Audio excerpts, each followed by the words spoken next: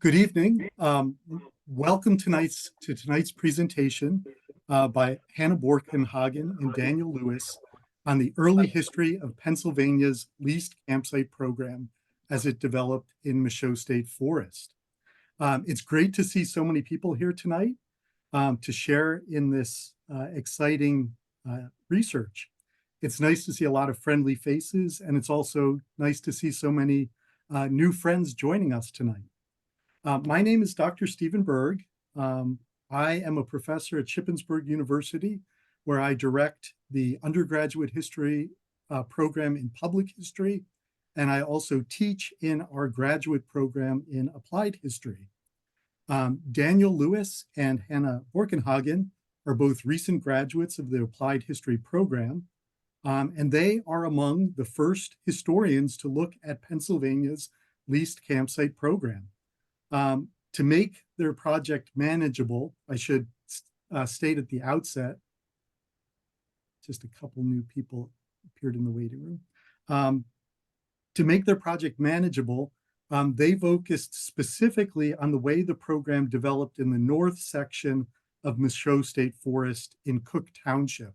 So if you're someone from the Caledonia part of the state forest, you may have to wait for the next round of research. But we really focused on the area around the Pine Grove Furnace State Park. As you will see, the cabins constructed on leased state lands are part of a historical landscape of Michaux State Forest. A lot of us may have, hopefully many people on this call have spent time in Michaux State Forest. But one of the things that I think is important for us to think about is that Michaux State Forest was an artificial space intentionally created by the state of Pennsylvania. And just as the state encouraged trees and wildlife in that space, and later the state and the CCC would cut trails for recreation, the state also sought visitors and encouraged the construction of cabins on state-owned land.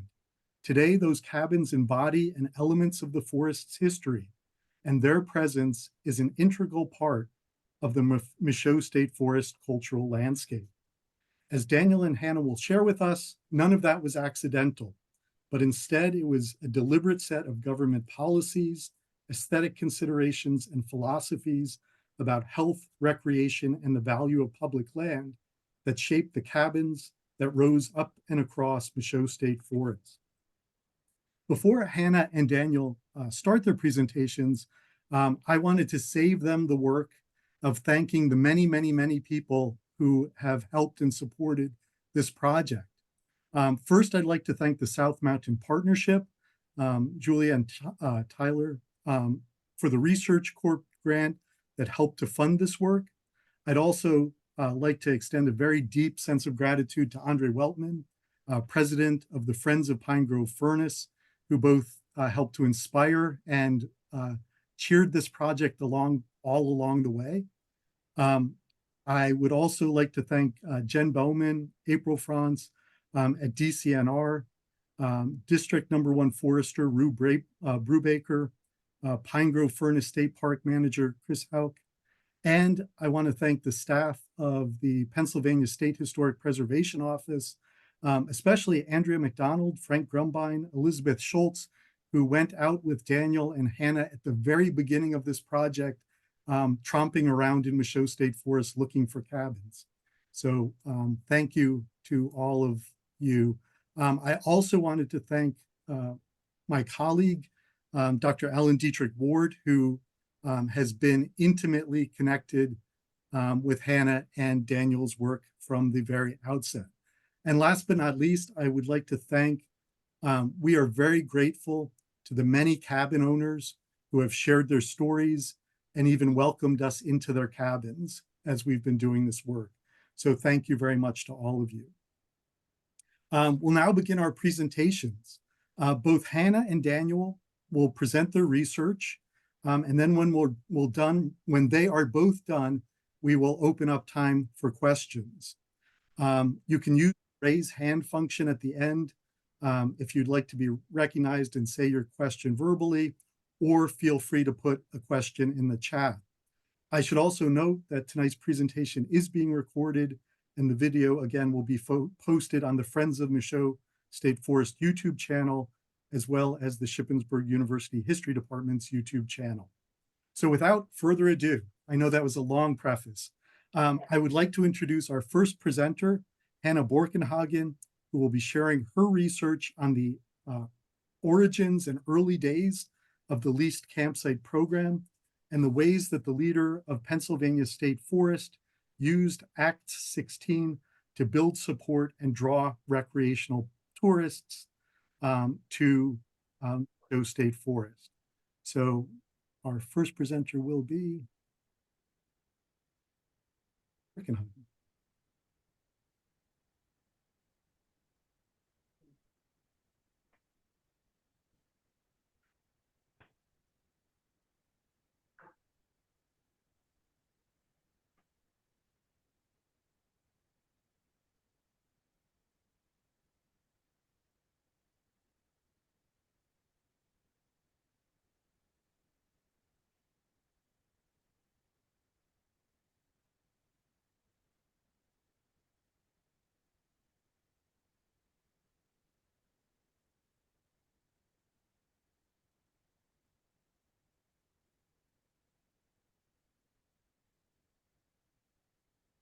Hold on just a moment.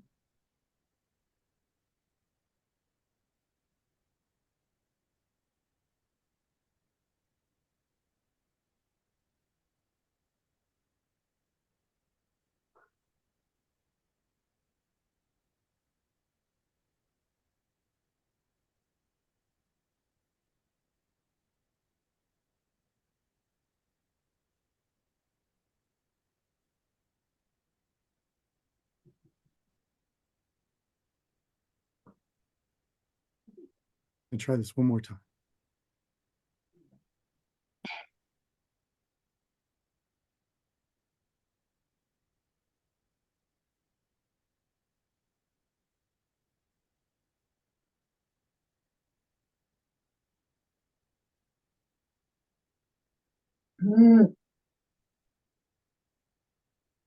Yikes.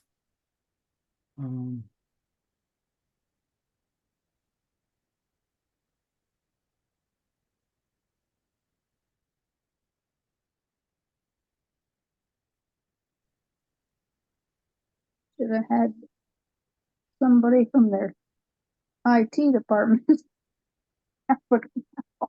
No, I'm sorry about this. We practiced this beforehand, and let me take one more.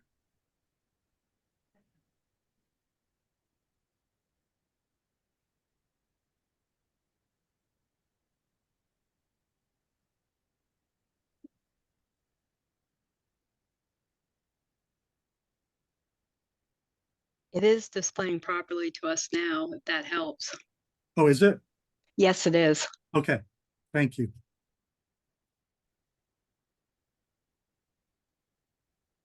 Feel free to Okay. go ahead, Hannah. Okay, so the title of my project is The Leased Permanent Campsite Program in Pennsylvania from 1913 to 1954, A History of Outdoor Recreation in the Commonwealth. Next slide, Dr. Burg.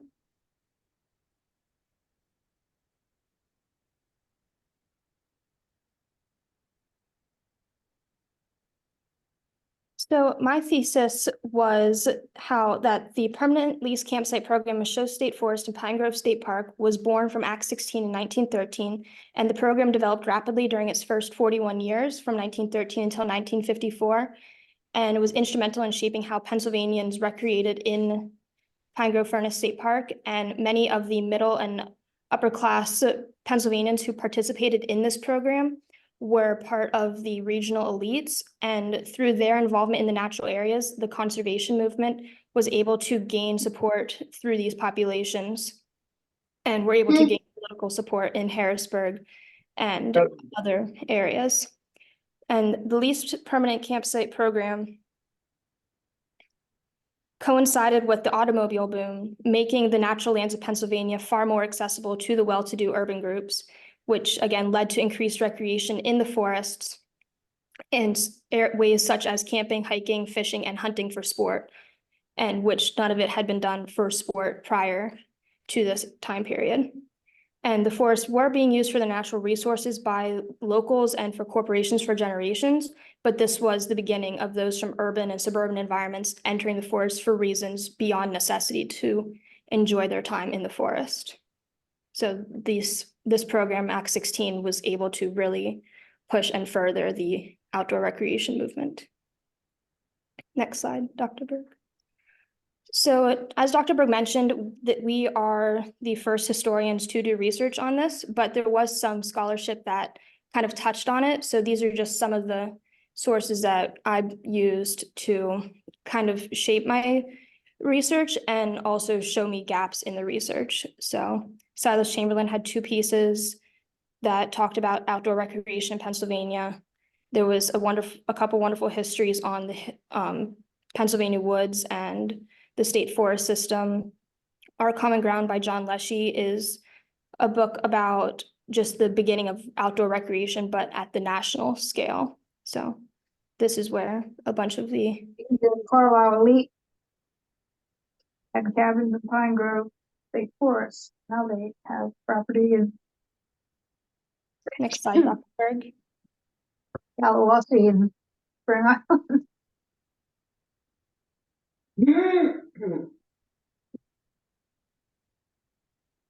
So some of the primary sources that I was able to use for this project was the original Act 16 from 1913 and Penn's Woods, which was a handbook published in 1923 by the Pennsylvania Department of Forestry. I was able to see some of the original applications for leased campsites, the history of the Explorers Club, which was written by some of the leaseholders, and some of the rules of the Explorers Association, which I will be talking about later. The next slide, Dr. Berg. So while this research was focused on the Act 16 program and its impact on the implementation of it, there are also themes of classism, gender segregation, and again, outdoor recreation were heavily covered in this research.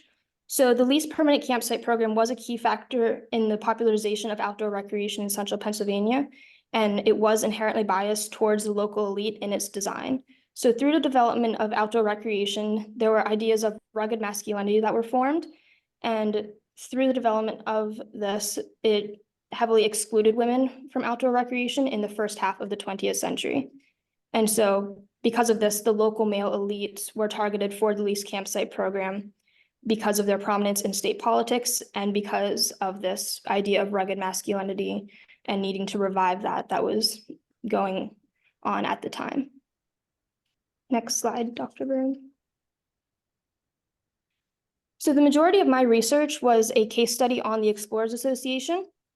So there is a lease in Pine Grove Furnace State Park, but it is incredibly close to the border between Michaux State Forest, and it's called the Explorers Camp. It was one of the very first leases made in the Michaux State Forest. It was made in 1913, so one of the very first, and it was leased to an association called the Explorers Association, which was a group made of elite men who would go to the forest for about 10 days at a time per summer to just be together. So it was founded in 1872 by veterans of the Civil War who sought to find relaxation, rejuvenation, and male fellowship in the Pennsylvania mountains. So this group would travel around the state and camp just for fun. And then when they got the lease in Pine Grove, they decided to make it their home base. And then each summer, the explorers would travel there for about a week and a half, and it would draw coverage from local newspapers and would just be a big deal for people. So by leasing this plot of land to this group of men, the conservation movement in the state forest were able to gain media attention and able to just get people to notice and care about them. So these men kept records of their events of their summers. So there's dozens of pictures and scrapbooks and just tons of material that are in the Pennsylvania State Archives, which I was lucky enough to be able to see. And so from this material, I was able to determine that the explorers did exemplify the target audience for the leased campsite program. they were an aging group of well-established Pennsylvanians who were already going to the state forests for a good bit of time each summer, and were going for health and recreation, and they were just the ideal idea of what the Act 16 program was made for. So the explorers spent their first 37 seasons, so 37 summers, sleeping under large canvas tents, which you can see in some of the pictures I have. And then in 1954, they transitioned into sleeping in cabins that were owned by the members, but were set under the regulations of the state and the club. So you can see here in my pictures that the first one, there is a group of men standing by a tent, which is pretty big compared to the other tents in the pictures. So that's like their main meeting hall tent. And then in the 1928 picture, you can see there's a building that they're standing in front of, and that building is actually the one in the third picture that still stands today. So that is their meeting house. They would go there and just talk and just hang out, basically. So the explorers would not play cards, and they would not drink while they're in camp. There were very strong temperance rules and rules against gambling, but they would just go and have a good time with their friends and write home about it. And it was just a very big boys club, because women were not allowed to go except for like one night. And it was always like the last night of camp, but they weren't allowed to sleep over. They had to just stay for dinner and then go home. So that is how the Explorers Club goes. Next slide, Dr. Burg. So in conclusion, the explorers were the target audience of the lease campsite program, and they embraced the program immediately and made the most of it, and were the target audience because it was a group of well-to-do guys. Most of the members were lawyers or doctors in Harrisburg and Chambersburg, and were able to just gain public knowledge for this program and exemplified the demographics of it. And they used their lease for long-term camping in tents with a couple of permanent buildings on their lease. And they were just spent many generations there, and they still go there to this day. That's all. Great, thank you, Hannah. And now we'll move on to Daniel Lewis. Daniel is, his presentation is focused on the rustic architecture movement of the early 20th century and the way it shaped the architecture and did not shape the architecture of the cabins in Michaux State Forest. So hopefully this will go more smoothly.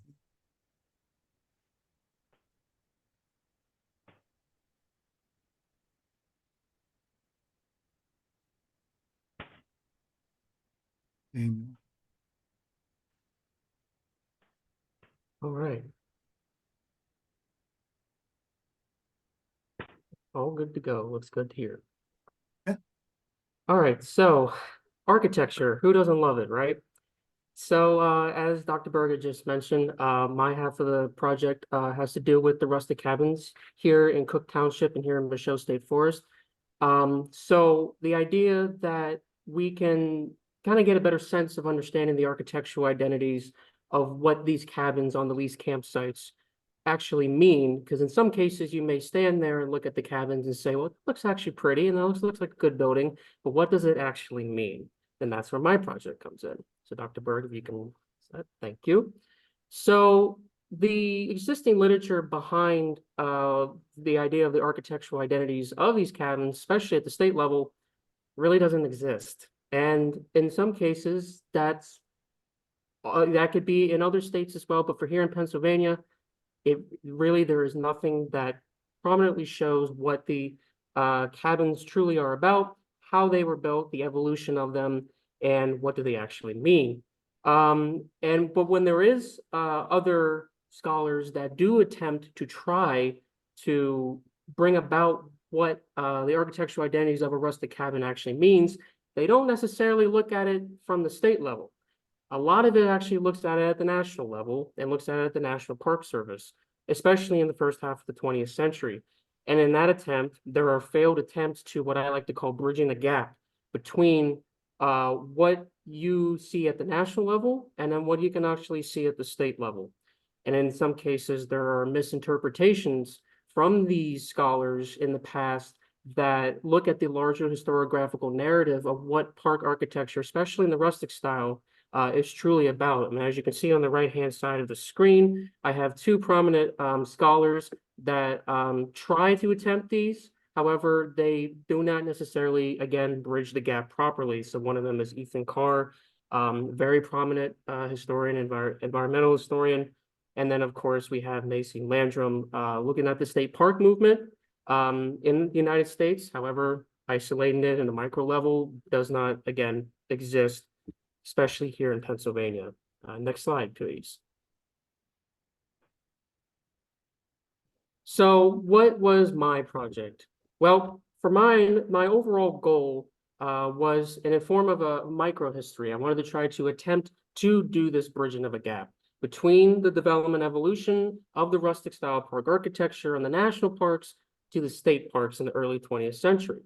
Now, with my thesis, basically, I make the argument and attempt to answer that NPS rustic style park architecture actually existed here in Michaux through Act 16 and the permanent lease campsite program in the first half of the 20th century. Now, it was made possible through three different areas and factors. That's through federal and state bureaucratic administration, the cultural identities, and of course, the architectural expansion. Now, some of you may be asking to yourselves, well, what exactly is NPS Rustic and what does it matter?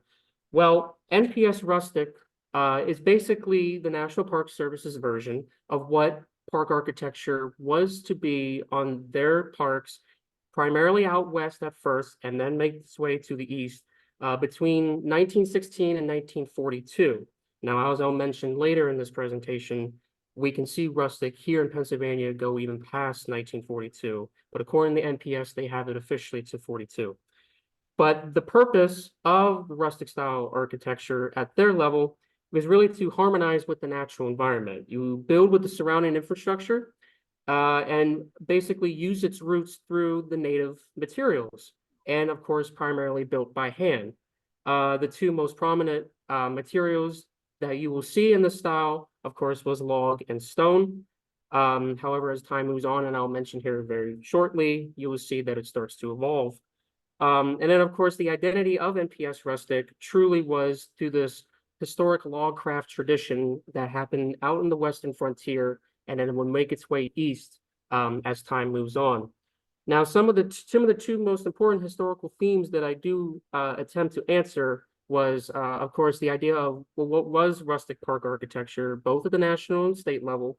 Of course, how does a building qualify to be rustic style park architecture? And is there a formal or vernacular style of these styles and designs that came about before the term was coined to be NPS rustic or local rustic?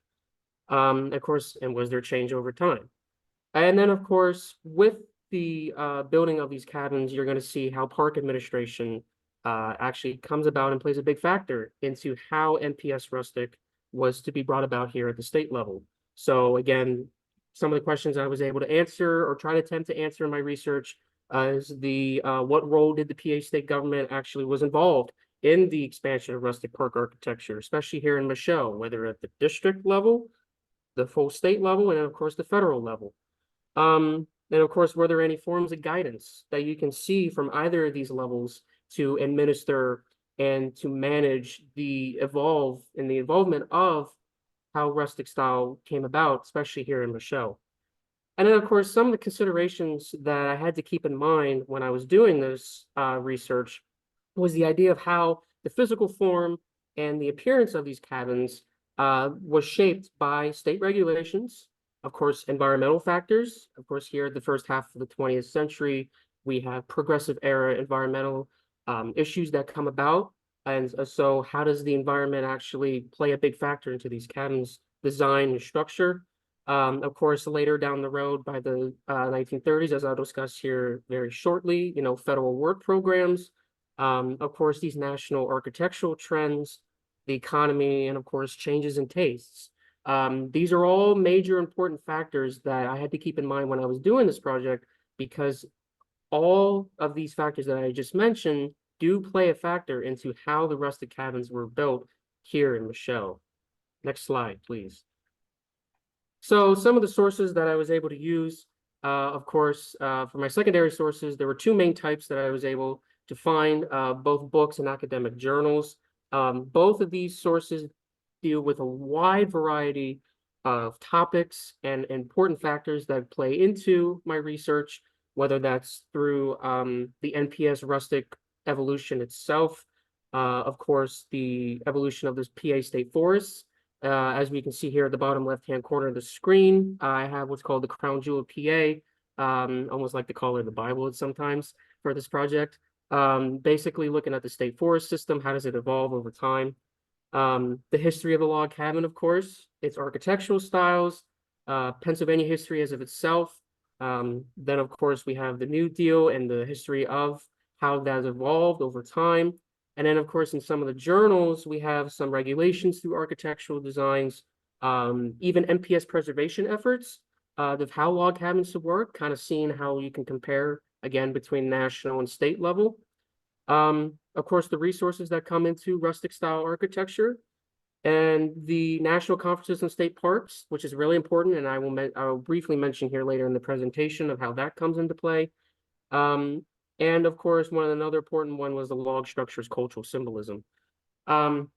So we can see how just these two styles of sources plays a really big factor for, especially in my case, to see how all these topics come to play together into building and answering my thesis.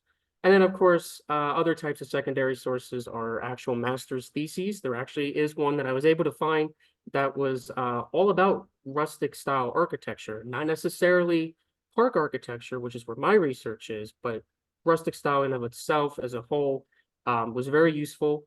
And then, of course, some online sources, whether it's magazine articles or environmental blogs. And then through my primary sources, I was able to use a wide variety of digital books, archival manuscripts, newspapers, and archival photographs. One of the most important and influential primary source I was able to use, as you can see in the top left corner of the screen, is a 1930s blueprint that I was able to find at the PA State Archives. That one in particular has to do with the forester's cabin in and around Pine Grove. And it's it's obviously a little hard to see on the screen for every one of you, but basically in some of the handwritten comments that are on that blueprint, they mention some of these phrases that I will later discuss about rustic style features and designs and materials that play a really big factor into how these cabins were to be designed. And then, of course, not only would I have these blueprints at the PA State Archives, but archival photographs, some of them being cultural photographs of cabins from the early 19th century that played a big factor, culturally speaking, into these designs. And then, of course, a lot of things from the WPA and the CCC. Next slide, please. So when I was doing this project and Dr. Burg and I were working to write our architectural typology, we were able to come up with three distinct time periods that between 1913 and 1954, that you were able to see these sort of designs of how these cabins came about. So the first time period I'm going to discuss here is the early years, and what I like to call the do-it-yourself rustic vernacular. You can see the time goes between 1913 and circa 1930. So as Hannah had mentioned in her presentation, of course, 1913 is when you see the creation of Act 16 and the progression of the leased campsite program here in Pennsylvania. And of course, with this came an impact on early designs of these cabins that are in and around what is modern day Pine Grove, but again, at the time being the Michaux State Forest or Michaux Forest Reserves. We can see that these early designs do not have any consistency or any discernible architectural styles. that actually emerge from this time period. And of course, any of them that were erected at the time actually ranged from the following. It could be from tent platforms, lean-tos, and even substantial multi-story houses. And with these houses, you can actually see contemporary architectural styles and these really formal styles that come about, which is, as I have here on the screen, you can see a lot of craftsman bungalows, you can see a lot of prairie styles, and of course, minimal traditionals with dwellings and occasional Gothic revival elements. Now, of course, as I mentioned just a minute ago, I have what I call the do-it-yourself. This is a term that I actually was able to coin myself.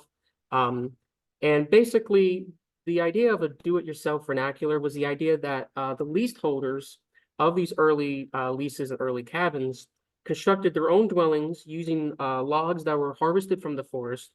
And of course, there was also native limestone and quartzite for the foundations, fireplaces, the chimneys. And then, of course, there was a lot of the salvaged wood and brick and its features, but a lot of it was locally milled lumber. And again, as I mentioned a few minutes ago, NPS Rustic came and its purpose was to use native materials. So by as early as 1913 with this program, and all the way up through about circa 1930, we can start to see these influences of these native materials starting to come about.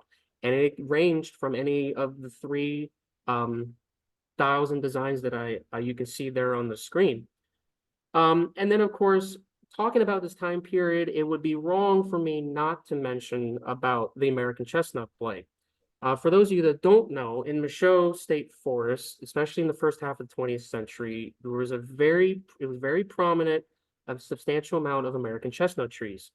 Well, unfortunately, around this time period, what was called the American chestnut blight occurred, and millions of trees had died and were starting to die because of a disease that would ruin its bark and would ruin some of the texture and the stability of some of these trees, specifically the chestnuts. But even though that may sound sad at first, actually, its impact really was very useful for the early cabins. A lot of the cabins that was built through the American chestnut blight would take in consideration the tall, straight trunks of these dead American chestnut trees for a log cabin construction. Now, when cut, the diameter of these logs, of course, are small. They're about typically 6 to 8 inches wide. But when these were used in the construction, a lot of it was insufficient material at first for a lot of what we call deep corner notching. And I will show you what that means in a couple pictures here in a minute. And then, of course, the trimming of the sides and the tops of the logs made a really huge impact in how these early cabins were designed. The idea of having minimal notching with a lot of these debarked American chestnut logs definitely caused a lot of gaps in between the logs. And by doing so, and to fill in the gaps, you would use a lot of light colored chinking, a lot of it being with cement applied over a wired base. But again, as I mentioned a minute ago, the impact of the American chestnut blight, while environmentally speaking, is really a substantial and saddening time for the surrounding landscape. A lot of the early leaseholders took this as an advantage to create their early cabins. Next slide, please. So as we can see here, these are 3 early cabins that we were able to find in and around Cook Township in Michaux State Forest. The top left corner is what's called the Old Stone Cabin, located on Pine Grove Road about circa 1923 when it was created. Of course, the idea of the do-it-yourself, you see these native limestone, actual stones and quartzite stones used within substantial amount of construction materials. And that was the case for this particular cabin. But then let's say you go down, the other half of the area in and around Pine Grove. You may see what's in the top right corner, an old Shippensburg road, the Lucky Gunning Club, basically in circa 1929. We can see these 2 differences, substantial differences in how these cabins were to be designed and how they look today. But when you get the time of the American chestnut blight, you're starting to see some of these styles that look like the bottom picture on the screen on Old Water Race Road, circa about 1928. We can see that as a 2 stories, substantial, large cabin that is vaulted and of course has a side gable roof. But with the chestnut logs being in between and the cement chinking, you can see in between each log and the corner notching, the minimal corner notching, we're starting to see how at leaseholder at the time when this cabin was built used these factors to try to play into how their cabin was to be designed. But again, if you look at all 3 of these cabins, they do not all look the same. So with the idea of the do-it-yourself vernacular, I think it is most appropriate to kind of use that term to coin and understand why these cabins look significantly different, even between the time period of 1913 and circa 1930. Next slide, please. So then, of course, we get to the second major time period, which is the National Park Service rustic architecture influence. We have about circa 1928 to circa 1940. Now, at this time, there was a lot of transfers and implementation of ideas about rustic style park architecture and landscape architecture from the national parks into the state level and at the micro level. And one of the most important sources that was able to have me conclude this was the national conferences on state parks. In the 1920s, state officials here in Pennsylvania and across all of 48 states at the time was able to come about. The first conference was in Des Moines, Iowa in 1921. And all of these officials with state level officials and national park officials and federal government, state government, all combined, were able to discuss some really important matters that had to deal with park administration, park design, landscape architecture, and et cetera. And with this, you're starting to see some of these transfers all the way starting the first discussions in 1921. And then for here in Pennsylvania, about circa 1928, then you're starting to see some of these discussions really come about here at the state level. So then, with that being the case, you're starting to see some of these shifts as well into some of the regulations for the lease campsites. And the idea of encouraging, for more aesthetic considerations for the construction of these buildings. Although at the time, especially at the end of the 1920s and early 1930s, there didn't really go as far to mandate any specific architectural styles and designs. However, you're starting to see a slow incrementation of it starting to come about. Now, the biggest factor, of course, is the Great Depression. And by 1929, the fall of the stock market, and then, of course, through the 30s, we're starting to see how the Great Depression really makes a big impact here in Pennsylvania and specifically in Michaux. Basically, the idea was that with low-cost housing in the area, you're also getting low-cost materials. So with these low-cost materials comes the idea of bringing in these new incentives for free and, again, low-cost cabin construction, being log and stone, all native as well. And of course, with that comes with the American chestnut blight still in effect at this time. We are starting to see this incentive for these trees actually play a factor into these low-cost materials that play into how these cabins were to be designed. And as you move along through the early 1930s, and by the time you get to 1936 specifically, you're starting to see with these federal programs of the Civilian Conservation Corps, the CCC, and of course the Works Progress Administration, the WPA, starting to come into Michaux at the time. But what I really want to highlight here is the WPA program that started in 1936 and would go all the way around 1940. Their goal was to clear the forest of its brush, the dead wood, and the large amounts of these dead chestnut trees wiped by the blight decades earlier. And by clearing these, we can start to see that the WPA is making the effort to not only bring about an environmental viewpoint of cleaning up the area from these dead chestnut trees, but it will also play a factor into how the leaseholders new leaseholders at this time were able to take advantage of this, just like it was in the earlier style of the cabins. This program, of course, was sponsored by the Pennsylvania Department of Forest and Waters, the early name of what is today DCNR, to harvest dead but sound chestnut trees from Michaux State Forest. All the wood that was harvested and milled at the time was utilized for various recreational development across the various state forest parks throughout the Michaux district. And what was very important was that when these logs were harvested and milled, you're starting to see a standardization of 20 logs that could be used for each cabin individually to be constructed. They were harvested and milled all the way out in Mount Alto. And then they would be, after they're done and harvested and milled, brought back to the northern portion in and around Pine Grove Furnace State Park and that portion of Michaux to provide for the erection of 250 cabins in total between 1936 and 1940 alone. Now, it's very substantial within a 4-year time period. But the reason why that was the case was because with the WPA coming into play, they were able to actually come and substantially bring about these harvestings and the milling of these logs at a very almost rapid pace as the program progressed.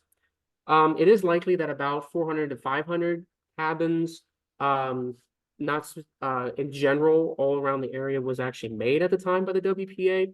And with that the case, the American chestnut style log cabins that are present and you can see in Michaux today is actually one of the most common and distinctive cabin styles that is present and it will be within Michaux. It always will be it. And of course, with this being the case, by the time you get to 1940, you're starting to see that the war and World War II starts to come about. And then we're going to start seeing these New Deal programs start to kind of die off a little bit. Next slide, please. So these two cabins, as you can see on the screen, are actually from the CCC, the Civilian Conservation Corps, with the camp called S-51-PA camp. Now, I have these on here because, as you can see within these two pictures, we can start to see some of these similar architectural styles that I mentioned just briefly ago, from the chinking to the log, American chestnut log, used for its foundations, of course, of all the sidings of all the cabins. And now these particular cabins, of course, the one on the top left is the officers' quarters. And then, of course, the one on the bottom right is the headquarters itself for the camp. But as I mentioned there, you can start to see the corner notch logs and the chestnut additions to these cabins. Now, a lot of what, as I mentioned a minute ago, with having these impacts of the chestnut blight was really heavily prominent for the WPA. However, in some cases, you can sort of see a little bit of it through the CCC style cabins. But again, the WPA really is truly the New Deal program that really brings about this style construction during the 1930s. Next slide, please. So then with that being the case, you're starting to see actually some similar styles within each of the cabins that were built during this time. So the top left corner, we can see an old Shippensburg road circa 1933. The middle one on the right, Collier Lane, of course, being circa 1935. And the one on the bottom left corner is actually the rear view of on Leaf Road circa 1937. We're going to give a shout out to Hannah's family. This is her family's cabin. So I have the reason why I have her cabin actually on here is because, as you can sort of see on the siding, we can see some of these wavy boards designs kind of coming through. And with the wavy boards, that's when you're starting to see very early rustic style kind of identity with these cabins built within that kind of style. But then, of course, you have, like with the WPA, the two other cabins here on the screen look almost very similar in some cases because of the American chestnuts trees And with the American chestnut log cabins being, again, one of the most common and distinctive styles here in Michaux State Forest, you're starting to see these similarities in the boundaries of the land. You're starting to see it in the structures of these cabins. Maybe you see one or here and there differences, depending on if it's the porch or the side porch, wraparound porch, or et cetera. But again, the basic structure and foundation of these cabins very look similar because of the WPA and these New Deal programs. Next slide, please. So then, after you get through World War II, as you get brief intermission, of course, we're starting to come back circa 1945, all the way to 1960. We have what's called, what we like to call the mid-century rustic park architecture. At this time, you're starting to see reflections and new patterns from, of course, American consumerism, family life, and recreation. Now, with all of these three factors combined, you're going to start to see these impacts of how they impact the construction and the quantity and quality of the cabins built within this time period. Of course, a lot of these cabins at the time generally have a rustic feel. However, you're going to start seeing some implementations of the taste and styles of the modern age. And with that being the case, how do you kind of bring about the modern age? Well, you start to see it through amenities, modern amenities and appliances in interiorly speaking. You start to also see car friendly, the idea of increased automobile transportation coming to Michaux State Forest for family vacations and recreation. But with these leased campsite program and building the cabins, with it being car friendly at this time, you have to also make the design of the cabins be very useful to this idea and this amenity. And then, of course, space for growing families, of course, being at this time period with increased levels of family life, we're going to start to see that cabins need to actually be built and constructed in larger sizes than they used to be. So by 1946, you're going to see that in Michaux District, they actually required, as I hear here in the quote, the use of the highest quality building materials, and that of course included stone, brick, and log exteriors.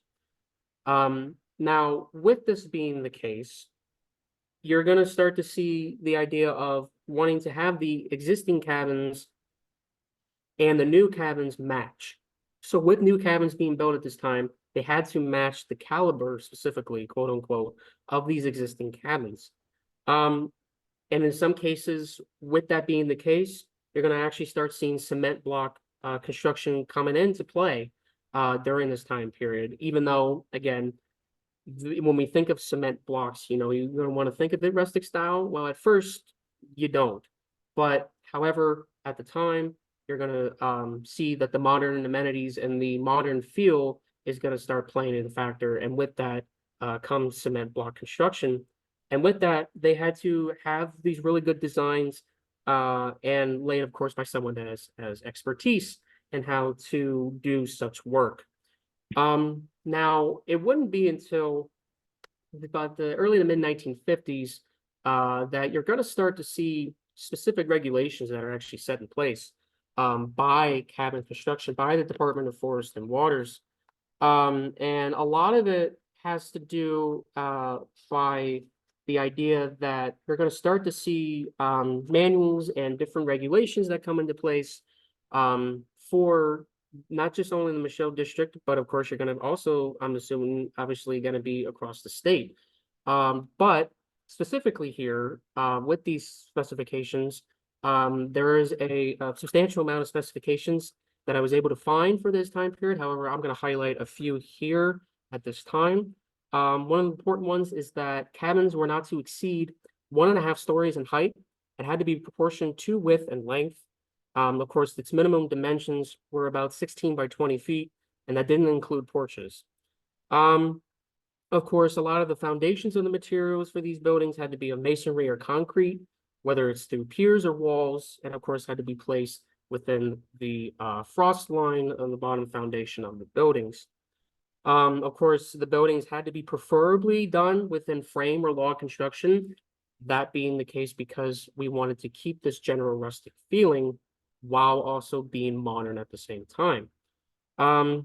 Of course, we can see that in other specifications, a lot of the siding, of course, had to be of wood, whether that's through shiplap, a lot of drop or novelty siding. Of course, rough boards, wavy boards, as I had mentioned in the slide earlier, in Hannah's family's cabin, we can see that being an earlier time before this. However, that kind of factor still plays into the construction at this time period as well. Of course, another one important one is the roofs. Roofs actually had to be covered with wood composition or asbestos cement shingles. You can still see some of these today in the cabins that are that exist in the area in Michaux. And then, of course, we can see that a lot of the windows had to be of standard dimensions, you know, for each of the three sides of the cabins. Now, those are just a few regulations that I was able to come across during my research. However, for the time and purposes I have here, I'm not going to go through every single one, but those ones that I mentioned just kind of goes to show how we're starting to see now regulations being specified by the state government, specifically the Department of Forest and Waters, to bring about what these cabins technically should and should not be here in Michaux and other state forests and parks.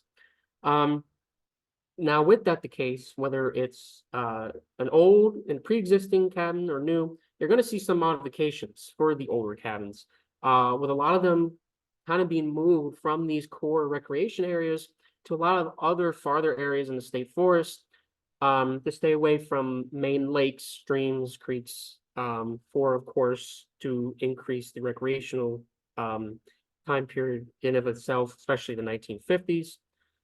And then I wanted to mention that, of course, by 1970, we're going to start to see the ceasing and the ending of issuing new leases. But the reason why I have this on here is because you're going to start to see it by that point, the end of really truly rustic style park architecture playing a factor here in Michaux State Forest and bringing this modernistic style motif to these pre-existing cabins in and around the area. Next slide, please. So with these modernist take, but also keeping a rustic feel, you can sort of see these in these three cabins here on the screen. The top right is on Pine Grove Road.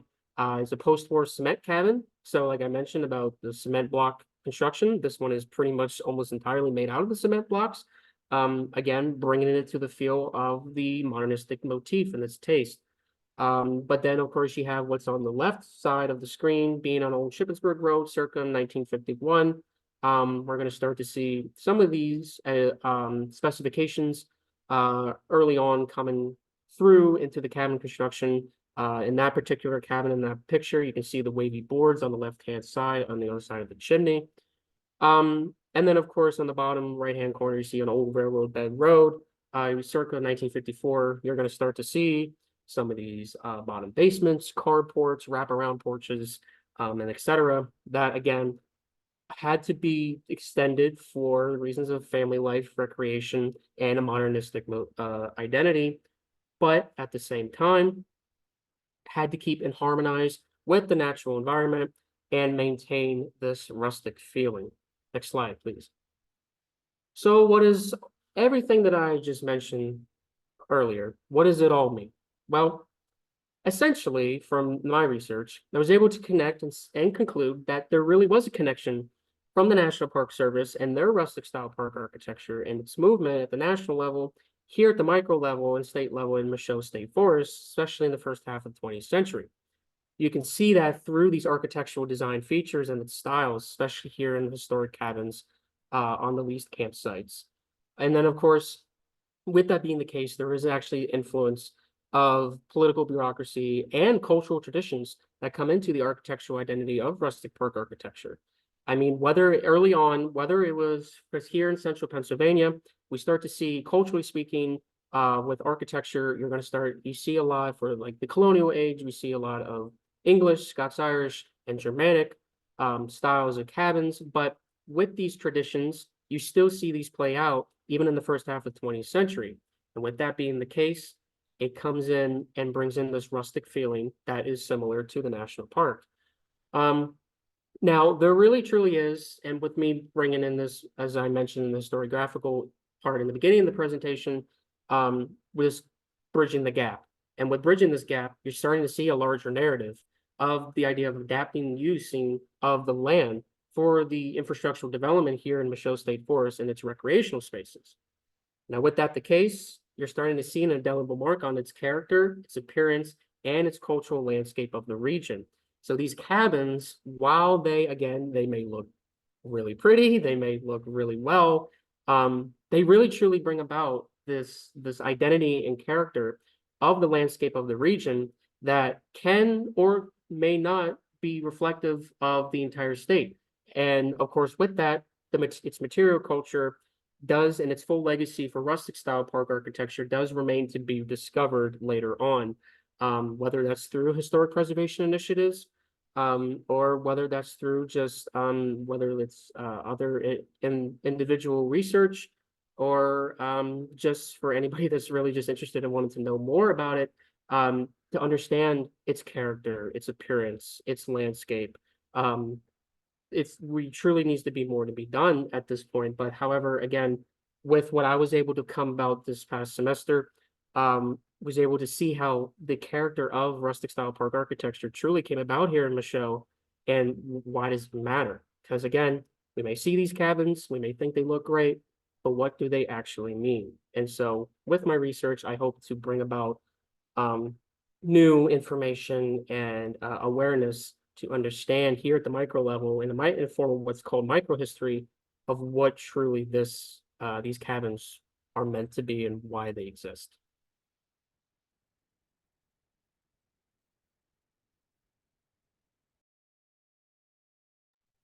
Thank you, Daniel. Thank you, Hannah, so much. And we've got a little bit of time. If there are comments, if there are questions, we'd love to hear from those of you who are here in the audience tonight. If you have anything you'd like to add, or any questions or comments for Daniel or Hannah.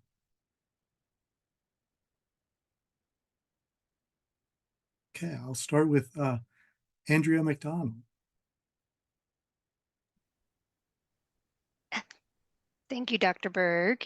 And thank you so much, Hannah and Daniel. It's really outstanding work. I was excited to learn about your research, and my question for you is, what are your next steps, or where do you take your research next, or what are your recommendations for how to build upon your research? Well, for me, I actually just learned about this today. I recently accepted a position at Franklin County Historical Society, and there was a club in Caledonia that was very similar to the Explorers Association in Pine Grove. And so I think with my time there, and like the resources available to me there, I will be able to kind of expand this research on the history of like recreation clubs into a different part of Michaux. And like it's all like very new, like I just learned about it today, but I am just want to keep going with this because I, at least personally, have found a big interest in the history of recreation, especially in this area, because as Dan mentioned, my family has a cabin there, so I grew up doing it. So but yeah, I'm just really excited now that there's like kind of a sister club down in Caledonia. Fantastic. Congratulations. Thank you. I will say I'm hoping that with my research that we can sort of, as I mentioned a minute ago, about kind of briefly bringing awareness to what these cabins truly mean. And I know for you, Andrew, you know all well about historic preservation and how it goes, obviously. So I think for our case, I think preservationally speaking, we can sort of see how these cabins kind of they make a difference, especially here in the area.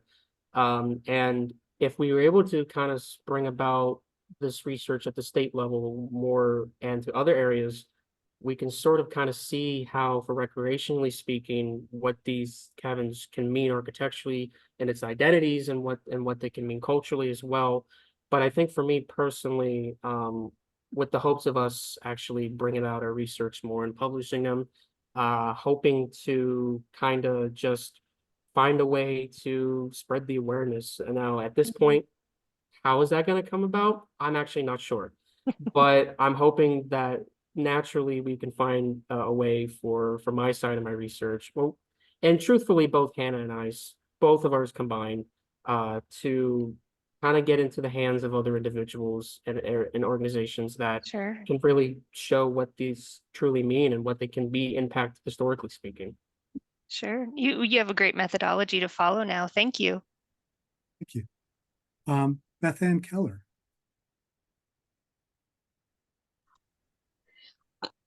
My question is not as strong as Andrea's. Forgive me. I have a question for each of Hannah and for Daniel. Hannah, you mentioned a few times that the Explorer Association was the target audience.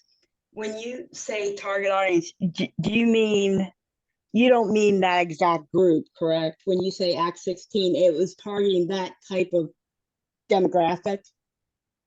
Or were they actually targeting, was the state actually targeting specific groups like the Explorer Association?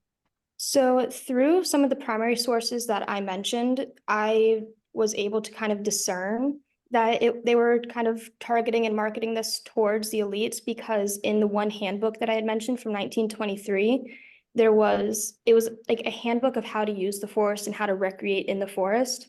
So there was like a very, very detailed packing list that included like a khaki suit and like buckskin leggings and like stuff that was like just ridiculous that anyone who knew what they were doing in the outdoors wouldn't need. And there was a very detailed like packing list for groceries, and it was just insane the prices of what everything would have been back in 1923, whenever like for like the average person, like whenever like the packing list, we were able to look at it and figure out that it was more than enough to feed a family for like a month for just like a 5-day excursion into the woods. And so through this source and just other things that are in that source and other sources, it's pretty obvious that they're targeting people who don't know what's going on in the forest and who have the economic resources to go out and recreate.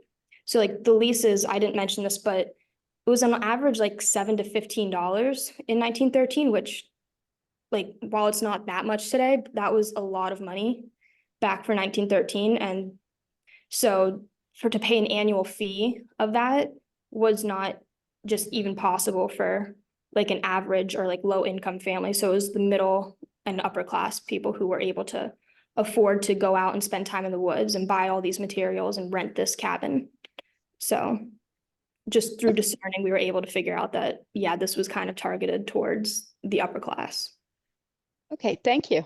Mhm. And Daniel, I shouldn't say do you know, or do you either of you know how many of the pre-existing cabins, how many cabins there are today and how many cabins were actually built?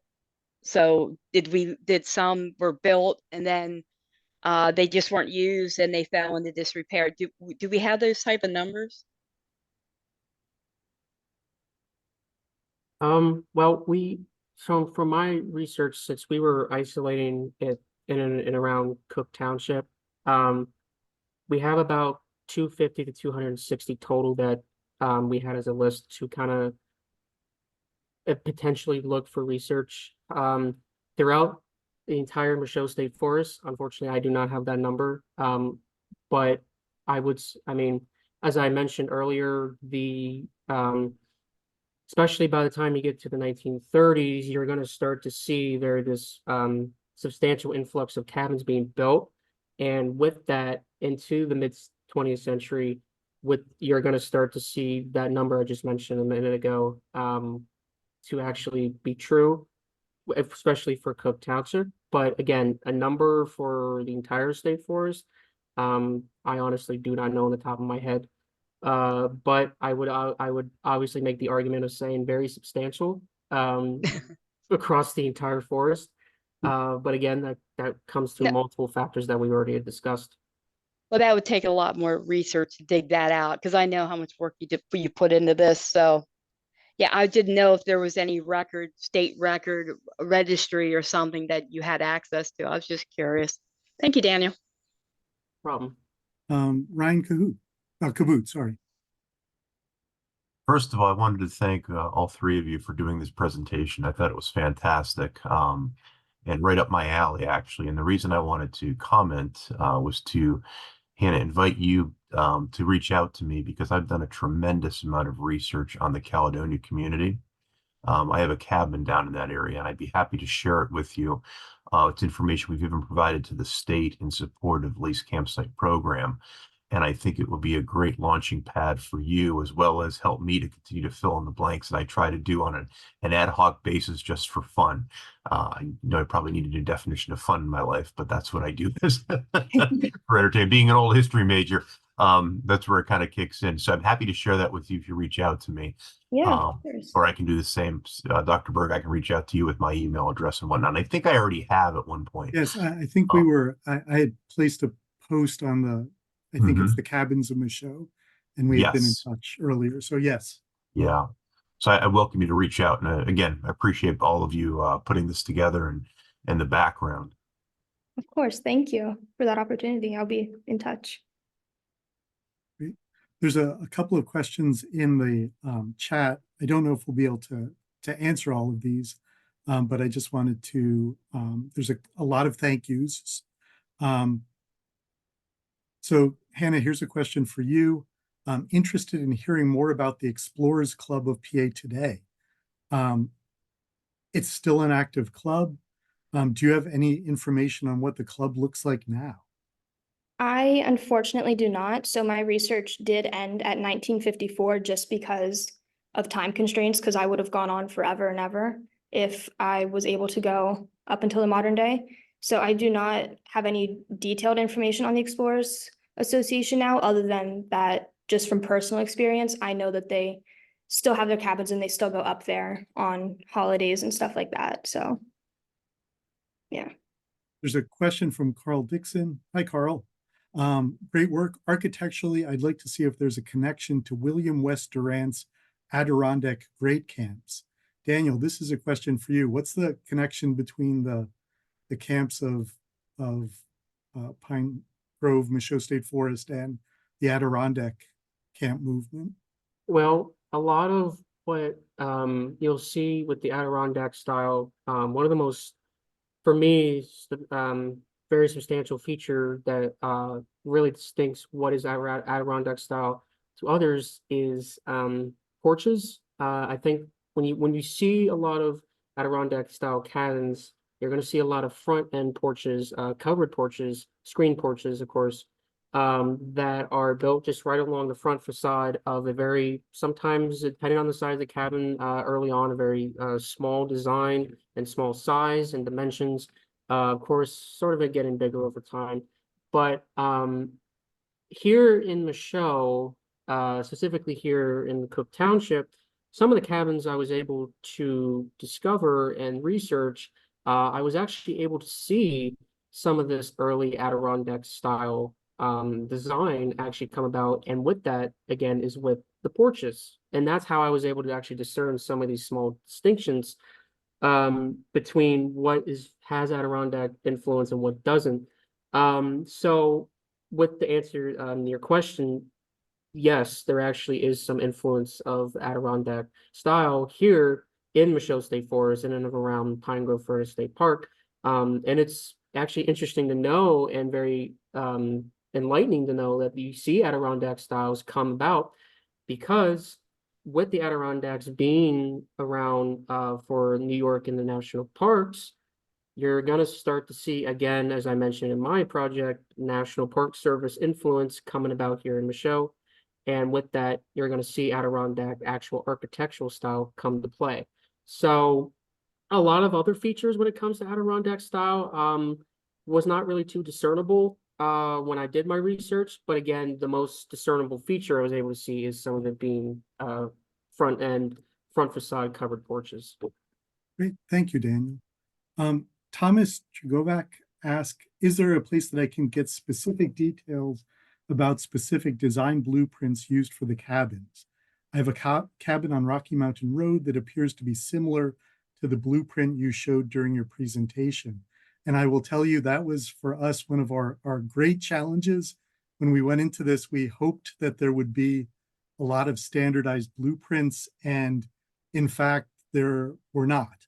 That the cabins do tend to be, when cabin owners were building a cabin, they had to submit a plan to the district forester. And so whatever plans may exist are in the district forester files. But there were no sort of we were hoping that there might be master plans that were shared with cabin owners, giving directions specifically about what their cabins should look like, but that was never the case. There were guidelines, but the blueprint that Daniel shared was actually the state building a cabin for the forester. So it wasn't a private leased cabin, but it was similar to the style that the National Park Service was advocating for. Hannah, did members of the Explorers Association become some of the early leaseholders? So from what I understand, the members of the Explorers Association only had their the group lease at the Explorers Camp. So the members would have to pay yearly dues, so kind of like a fraternity type club, where they would have to pay, and they would be into the communal lease fee, the yearly rental, as well as supplies for camps, like food and tents and things like that. So basically they did pay for their own lease because it was a group lease, but they did not, from what I understand, have private ones for their families. But they could have, but nothing that I found. So Eileen Kerfman states, very informative. I'm ready to drive around paying much more attention to the architecture than I ever have before. Thank you. Which we are just going to take as the greatest compliment you could pay to us, because I think if you now drive around Michaux State Forest and notice all of the wonderful architectural styles, then you'll understand the world we've been living in for the last couple of months. It makes it another level of interest in Michaux State Forest. There's a couple more thank yous. Andre Weltman mentions that he has done some research and has met with the Explorers Club, but they are no longer Civil War veterans, thank you, Andre. Astounding research. There's a question, any thought given to preserve these cabins and obtain historical protection? I know Daniel commented on this already, but I would just say that at this point, we're trying to understand them and we're trying to really get a handle on them. I think the question of the preservation is sort of a different topic, but hopefully if people now recognize the significance of the architecture, it would be great if that translates into action as well. And I think that's the end of the chat comments. Are there any other questions from anyone here tonight? Okay. Well, not seeing anyone, I would like to just say thank you so much to everyone for taking some time out of your night to listen to Daniel and Hannah and to learn about their research. And thank you so much for giving us this opportunity. And you may see us wandering around Michaux State Forest. So if you do, you know what we're up to. Have a great night, and thanks again for joining us tonight. Bye-bye. Bye.